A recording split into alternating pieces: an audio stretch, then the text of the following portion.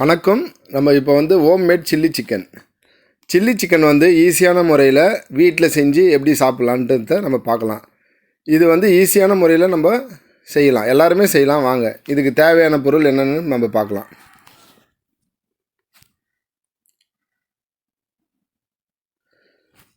ரெண்டு வெங்காயம், 3 பச்சை மிளகாய், 3 தக்காளி, ஒரு குடமிளகாயில் பாதி, 2 ஆனியனில் நம்ம 1.5 ஆனியன் பாதியாக கட் பண்ணிக்கிறோம்.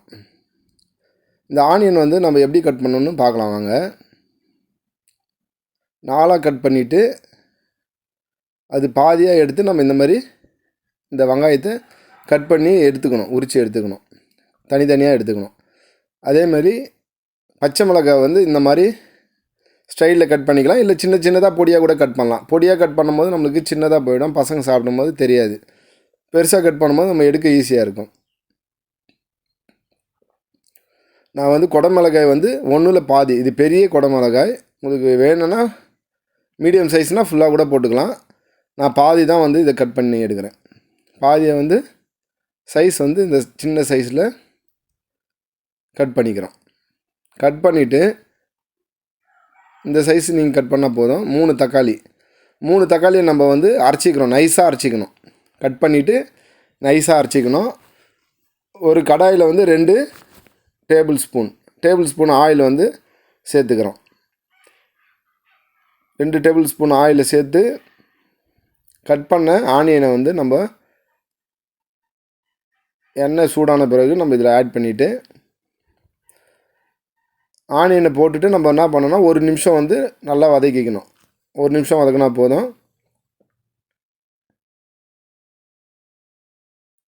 அந்த பச்சை வாசனை போயிடும். 1 நிமிஷம் பிறகு நம்ம குடமிளகாய் கட் பண்ணதை ஆட் பண்ணிக்கிறோம். ஆட் பண்ணிவிட்டு கூடவே பச்சை மிளகாயும் ஆட் பண்ணிடுறோம். ஆட் பண்ணிவிட்டு இதுக்கு தேவையான அளவுக்கு உப்பு அதிகமாக போடாதீங்க. இந்த டேஸ்ட்டுக்கு குடமிளகாய் ஆனியனுக்கு தேவையான அளவுக்கு உப்பு சேர்த்துட்டு நிறைய சேர்க்க வேணாம். இதோட டேஸ்ட் இதில் ஏறணுன்ட்டு இதில் நான் ஆட் பண்ணிக்கிறேன். 1 நிமிஷம் நம்ம வேக விட்டுடலாம். 1 நிமிஷத்துக்கு பிறகு நம்ம ஒரு பாத்திரத்தில் எடுத்து வச்சுக்கலாம். நம்ம எடுத்து வச்ச பிறகு இது லாஸ்ட்டாக நம்ம ஆட் பண்ணோம். அதனால் நீங்கள் இந்த வீடியோ ஃபுல்லாக பாருங்கள், ஸ்கிப் பண்ணாத போதும் பாருங்கள். ஈஸியாக இருக்கும். ஹோம்மேடில் நம்ம கடையில் வாங்கி சாப்பிட தேவையில்ல. திருப்பியும் 2 spoon tablespoon oil add பண்ணுறோம். 1.5 வெங்காயத்தில் பாதி வெங்காயம் பொடியாக கட் பண்ணி நம்ம அதை வதக்கிக்கணும். பொடியாக கட் பண்ணி பாதி வெங்காயத்தை கட் பண்ணி 1/2 ஸ்பூன் இஞ்சி பூண்டு விழுதை ஆட் பண்ணிக்கிறோம். நல்லா நைஸாக அரைச்ச இஞ்சி பூண்டு ஆட் பண்ணிட்டு பச்சை வாசனை போகிற அளவுக்கு நம்ம வதக்கிக்கணும். நல்லா வதக்கின பிறகு நம்ம அரைச்ச தக்காளியை நைஸாக அரைச்சிக்கணும். தக்காளியை அது ஆட் பண்ணுறோம். தக்காளியை நல்லா நம்ம கொதிக்க விட்டுடணும். நல்லா அந்த வாசனை போயிடணும், இல்லைன்னா வாசனை தெரியும். அதனால் நல்லா வதக்கிக்கணும், நல்லா ஆயில் விட்டுற அளவுக்கு. கூடவே தனி மிளகாய்த்தூள் 2 டீஸ்பூன் தனி மிளகாய்த்தூள், மிளகு 2 டீஸ்பூன், சின்ன ஸ்பூன் 2 டீஸ்பூன் மிளகாய்த்தூள் தேவையான அளவுக்கு. நீங்கள் காரம் அதிகமாக வேணும்னா இன்னும் கூட சேர்த்துக்கலாம். காரம் கம்மியாக வேணும்னா பாதி கம்மி பண்ணிங்க. சீரகம் 1/2 டீஸ்பூன், தனியாத்தூள் 1.5 டீஸ்பூன், உப்பு சால்ட்டு தேவையான அளவுக்கு. நம்ம சிக்கன் 1/2 kg சிக்கன் நம்ம சேர்க்க போகிறோம். அதுக்கு தேவையான அளவுக்கு மசாலா நல்லா மிக்ஸ் பண்ணிவிட்டு நல்லா கொஞ்சம் நேரம் ஒரு 1 மினிட் 2 மினிட் நல்லா வதக்கிக்கணும். நல்லா வதங்கும் போது ஆயில் வெளியே வரும். நீங்களே உங்களுக்கு தெரியும். இதுக்கு நல்லா வதக்கும் போது வாசனை நல்லா வரும், ஆயில் விட்டு வரும். பாருங்கள், நல்லா ஆயில் விட்டு வருதுங்களா? ஆயில் நல்லா விட்டு வரும். டேபிள் ஸ்பூன் 1/4 டீஸ்பூன் மஞ்சத்தூள் ஆட் பண்ணுறோம். நல்லா வாஷ் பண்ண 1/2 kg சிக்கனை ஆட் பண்ணிக்கணும். சிக்கனை வந்து நல்லா வாஷ் பண்ணிக்கோங்க. நம்ம வந்து எக்ஸ்ட்ரா தண்ணி எதுவுமே இதில் ஆட் பண்ணலை. ஏன்னா ஆல்ரெடி நம்ம வந்து சிக்கனை வந்து வாஷ் பண்ணும்போது தண்ணி ஆல்ரெடி அதில் சிக்கனில் இருக்கும் கொஞ்சம்.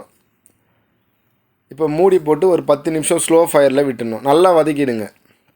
மசாலா எல்லாத்துலேயும் பரவுற அளவுக்கு நல்லா திருப்பி விட்டுட்டு, சிக்கன் சைஸ் வந்து மீடியமாக கட் பண்ணால் போதும். ஒரு 10 நிமிஷம் வந்து நம்ம மூடியை போட்டு விட்டுடணும்.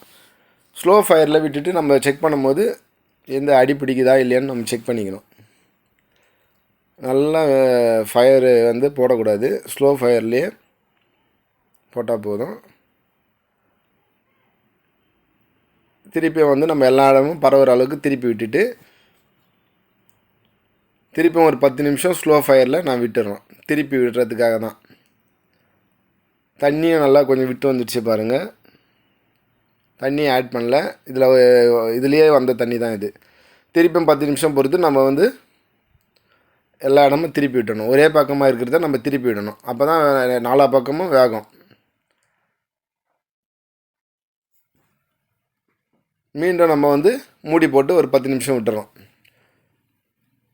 10 நிமிஷம் விட்டு தான் இப்போ நல்லா குக் ஆகிட்ருக்கோம். கிட்டத்தட்ட நம்ம 30 நிமிஷம் வந்து ஸ்லோ ஃபயர்லேயே விட்டுட்டோம். சிக்கன் நல்லா குக் ஆகிடுச்சு. நல்லா கிரேவியாக நல்லாயிருக்கு, வாசனையாக நல்லாயிருக்கு, சாப்பிட ரொம்ப டேஸ்ட்டாக இருக்கும்.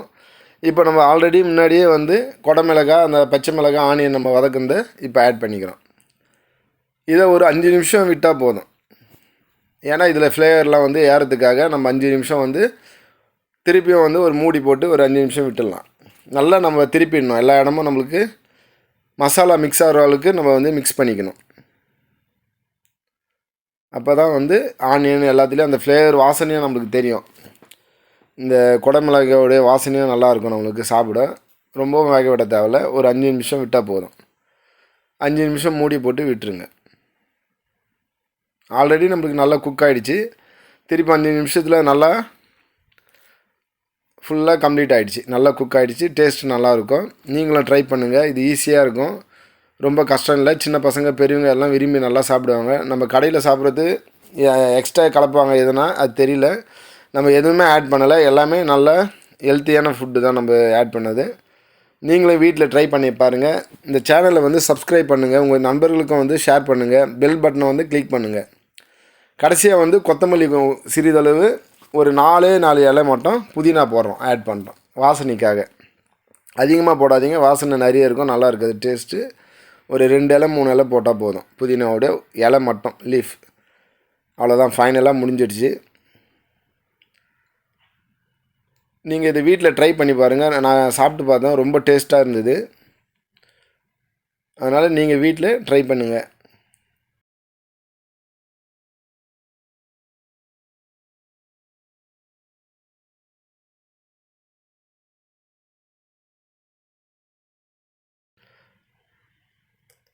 இவ்வளோ நேரம் இந்த வீடியோவை பார்த்ததுக்கு ரொம்ப நன்றி. தேங்க்யூ.